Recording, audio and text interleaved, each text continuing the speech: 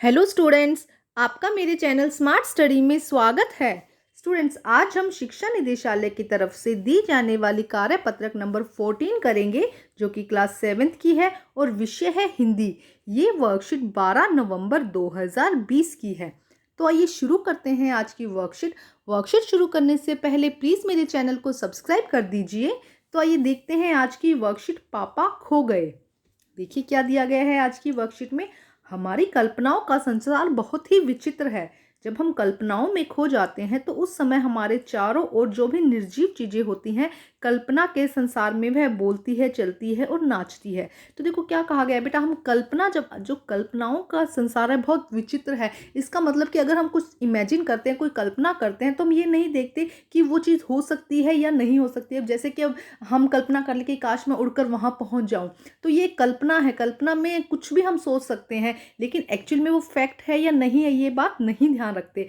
अब देखो इसमें क्या होता है, इसमें जो निर्जीव वस्तुएं हैं, जैसे कि हम ये कहते हैं कि मैं अपने पेन से बातें कर रही हूँ, मैं अपने गुड़िया से बातें कर रही हूँ ना। जैसे जो गर्ल्स होती है वो टॉयज के साथ खेलती हैं, गुड़िया के साथ खेलती है और उनसे बातें भी करती हैं। हालांकि गुड़िया निर्जीव है, वो नहीं बोलेगी, लेकिन क्या है, हमें उस समय जब हम कल्पना कर रहे हैं तो हमें वो सब महसूस होता है। तो क्या लिखा, उस समय हमारे चारों ओर जो भी निर्जीव चीजें होती है, कल्पना के संसार में वह बोलती है, चलती है और नाचती है।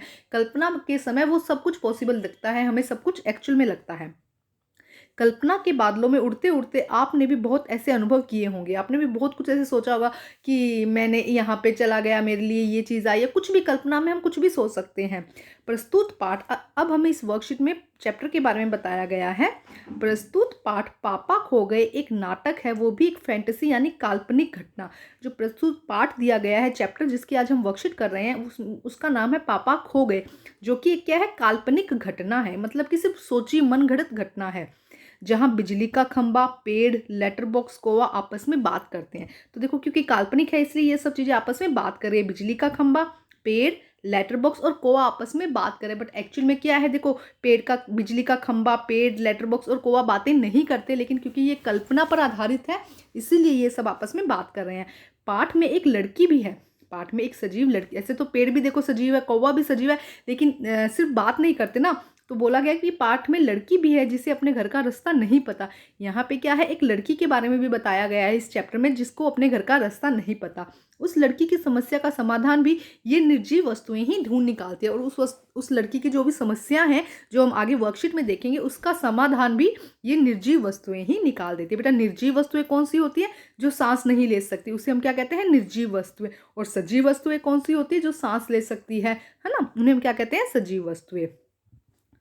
तो आइए देखते हैं बेटा, पेड़ और खंबे के बीच संवाद पढ़कर पूछे गए प्रश्नों के उत्तर दीजिए। तो बेटा जो पहला संवाद मतलब जब दो लोगों की बात की जाती है तो उसे हम संवाद कहते हैं।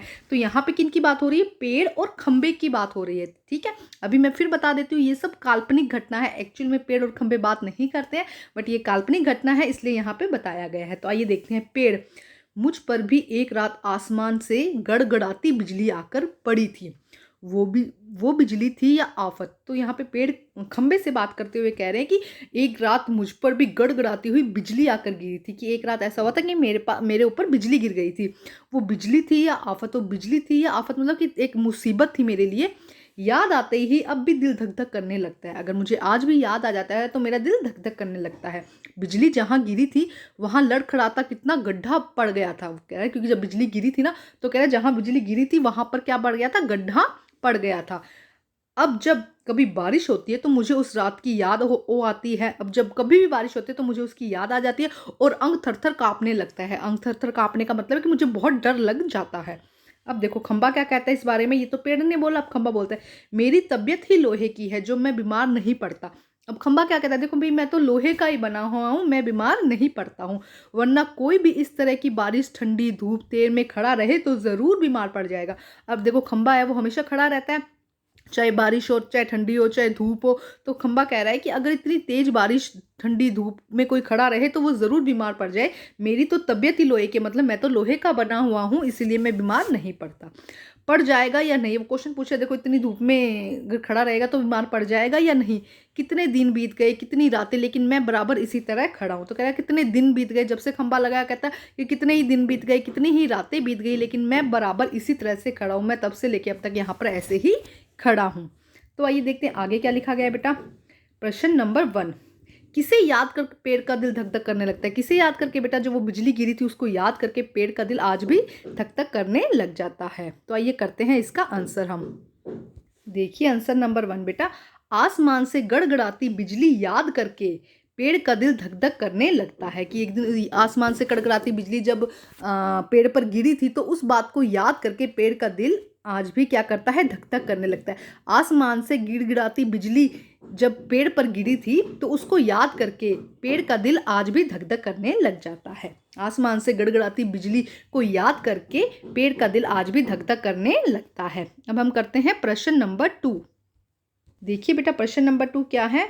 जहां बिजली गिरी वहां क्या हो गया था? जहां बिजली गिरी वहां क्या हो गया था बेटा? जहां बिजली गिरी वहां खड्डा हो गया था। तो आइए करते हैं उत्तर नंबर 2। तो देखिए उत्तर नंबर 2 बेटा, जहां बिजली गिरी वहां खड्डा हो गया था। जहां बिजली गिरी वहां खड्डा हो गया था। अब हम करते हैं प्रश्न नंबर 3। प्रश्न नंबर 3, खंबा बीमार क्यों नहीं पड़ता? बताइए बेटा, अभी हम वर्कशीट कर चुके हैं। क्योंकि खंबा क्या है? लोहे का बना है, इसीलिए खंबा बीमार नहीं पड़ता। अगर उसकी जगह कोई और हो तो वो ज़रूर इस मौसम में, तेज गर्मी सर्दी में क्या हो सकता है? बीमार हो सकता है। लेकिन खंबा क्या है? लोहे का बना है हुआ है, इसीलिए बीमार नहीं पड़ता। तो आइए करते हैं इसका आंसर हम। देखिए आंसर नंबर 3, खंबा लोहे का बना होने के कारण बीमार नहीं पड़ता।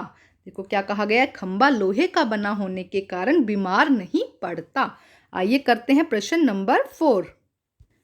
प्रश्न नंबर 4, कौन कई दिन रात बीतने पर भी ऐसे ही खड़ा है? कौन खड़ा था बेटा? दिन रात बीतते जा रहे हैं लेकिन वो वैसे ही खड़ा है। तो खंबा कई दिन और रात बीतने पर भी ऐसे ही खड़ा है। बेटा आज के जो क्वेश्चन आंसर है बहुत शॉर्ट में दिए गए हैं, क्योंकि अभी चैप्टर का सिर्फ छोटा सा ही पार्ट आया है हमारा। ठीक है, क्योंकि कई बार बच्चे मुझे कहते हैं कि क्वेश्चन मैम थोड़ा सा लेंथी करवाइए, थोड़ा सा बड़ा करवाइए। तो जैसा क्वेश्चन होता है बेटा उसके अकॉर्डिंग ही आंसर करवाया जाता है। तो आइए करते हैं इसका आंसर हम। देखिए आंसर नंबर बेटा 4, खंबा कई दिन और रात बीतने पर भी ऐसे ही खड़ा था। खंबा कई दिन और रात बीतने पर भी ऐसे ही खड़ा रहता है या खड़ा था। ठीक है, अब हम करते हैं प्रश्न नंबर 5। देखिए प्रश्न नंबर 5 बेटा, गतिविधि, आप भी किन्हीं दो निर्जीव वस्तुओं के बीच की संवाद अपनी कल्पना से लिखिए। तो बेटा आपको क्या करना है? किन्हीं भी दो निर्जीव वस्तुओं की संवाद, वो आपस में क्या किस तरह से बात कर सकते हैं उसके बारे में आपको यहाँ पर लिखना है। कोई भी आपके घर में कोई भी निर्जीव वस्तु है, आपने आपकी पेंसिल, रबड़, शार्पनर, इरेजर, आपकी कॉपी, इस तरह से किन्हीं भी दो निर्जीव वस्तुओं के बीच में यहाँ पे बात करते हुए आपको लिखने हैं। तो मैं एग्जाम्पल के तौर पर आपको करवा देती हूँ, बट आप एक्चुअल में वही लिखेंगे जो आपको लिखनी है। आपकी राइटिंग स्किल भी बच्चा अच्छी होनी चाहिए। तो आइए करते हैं इसका आंसर हम। तो देखिए बेटा प्रश्न नंबर 5, पेन, पेंसिल बहन कैसी हो? पेन ने क्या पूछा पेंसिल से कि पेंसिल बहन कैसी हो? पेंसिल, पूछो मत कैसी हूं, मैं तो बहुत परेशान हूं। अब देखो यहाँ पे आप ऐसे पिक्चर भी बना सकते हैं कि ये आपने क्या बनाया है बेटा? पेन बनाया है। और ऐसे आप एक पेंसिल की पिक्चर भी बना सकते हैं। ठीक है, इस तरह से पिक्चर बना के और थोड़ा आपका अट्रैक्टिव लगेगा। तो पेन ने पूछा पेंसिल बहन तुम कैसी हो? पेंसिल कहता है पूछो मत कैसी हूं, मैं बहुत परेशान हूं। अब आगे देखो क्या कहता है पेन, क्यों बहन क्या हुआ? पेन क्या कहता है? क्यों बहन क्या हुआ? पेंसिल, ये रवि मुझे काम करके इधर उधर फेंक देता है और मुझे सारा दिन घिसता रहता है। शॉर्पनर से घिसने पर मुझे बहुत दर्द होता है। तो पेंसिल क्या कहती है? देखो ये रवि है, जो रवि उस पेंसिल को यूज कर रहा होगा। तो रवि, देखो बेटा काल्पनिक है ये सब चीज़ें, इस बातों का ध्यान रखना। ये रवि मुझे काम करके इधर उधर फेंक देता है और मुझे सारा दिन घिसता रहता है। शॉर्पनर से घिसने पर मुझे बहुत दर्द होता है। ठीक है, अब देखो अब पेन क्या कहता है?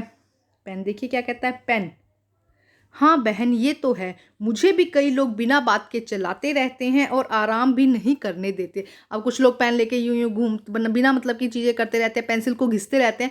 तो ये पेन और पेंसिल की बीच के संवाद है जो आपस में वो बात कर रहे हैं। तो पेन क्या कहता है? हाँ बहन ये तो है, मुझे भी कई लोग बिना बात के चलाते रहते हैं और आराम भी नहीं करने देते हैं।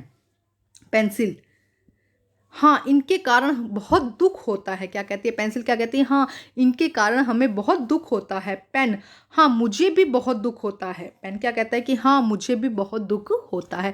तो इस संवाद से बेटा काल्पनिक करने से हमें क्या है कि हमें बिना मतलब के पेन नहीं चलाना चाहिए, बिना मतलब के पेंसिल को घिसना नहीं चाहिए ना। तो एक बार फिर फटाफट देखते हैं जिससे कि आपको कोई कन्फ्यूज़न ना हो बेटा।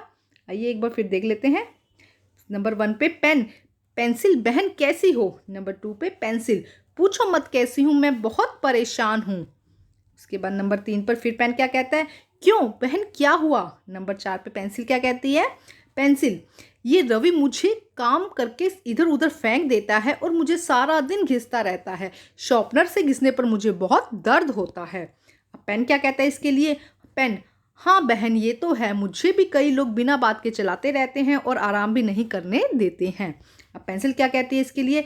पेंसिल, हमें इनके कारण बहुत दुख होता है। पेन, हाँ मुझे भी इसलिए बहुत दुख होता है। तो बेटा ये थी काल्पनिक संवाद, ठीक है, ये था काल्पनिक संवाद। तो आप भी इसी तरह से कुछ और काल्पनिक संवाद यहाँ पर लिख सकते हैं और अपनी वर्कशीट को कंप्लीट कीजिए। तो बेटा आज की वर्कशीट कंप्लीट होती है। वर्कशीट कंप्लीट करके अपने टीचर से चेक कराइए और प्लीज़ मेरे चैनल को लाइक कीजिए, सब्सक्राइब कीजिए और शेयर कीजिए।